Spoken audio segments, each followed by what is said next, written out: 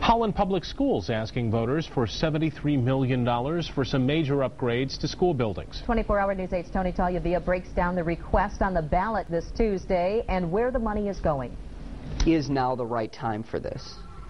You know, there's never a great time to ask individuals to consider raising their taxes. However, we don't have the time from respect of some of the critical building repairs that we need with our schools. Holland Superintendent Brian Davis says his district hasn't asked voters for a millage hike in more than 20 years. District leaders say needs have piled up. Holland High School's assistant principal showed us wooden beams in danger of rot and water damage from leaky ceilings. Problems, he says, cannot be truly fixed without a large-scale project. And school leaders say the high school has 70-some doors, too many to keep an eye on. This is about safety and security, bringing our buildings up to code and speed where we need to be, and creating flexible learning environments for 21st century learning. The money would go beyond the high school. The Holland District is asking voters to okay two separate proposals.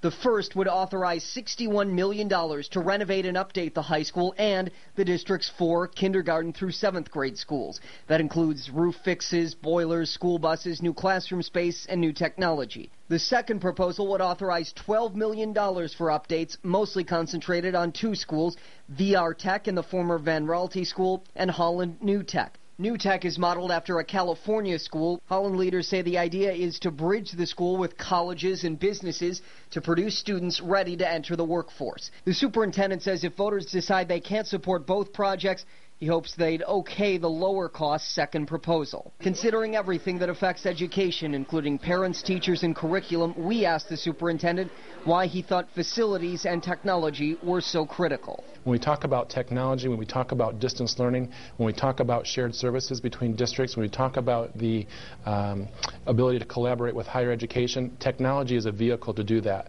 Our buildings are not equipped with the infrastructure to do any of those things related to technology without some significant infrastructure and redesign. If both bonds pass, the owner of a home with a market value of $100,000 would pay about $165 more in taxes a year. The debt millage rate for Holland Public Schools would jump from 2.8 mils to 6.49, a number district leaders point out is comparable to their neighbors in Hamilton, Zeeland, and West Ottawa.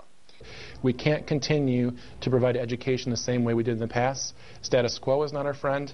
Time is not our friend. Our facilities aren't our friends. The superintendent says the idea of the bond proposals is to address all 3 issues at once. In Holland, Tony Tagliavia, 24-hour News 8. Holland School District voters will also be asked whether it's okay to okay another year of the district's tax on commercial and vacation property. That would not change current tax rates. Voters in the nearby Zeeland district will also be voting on a bond. A yes vote would not increase tax rates there.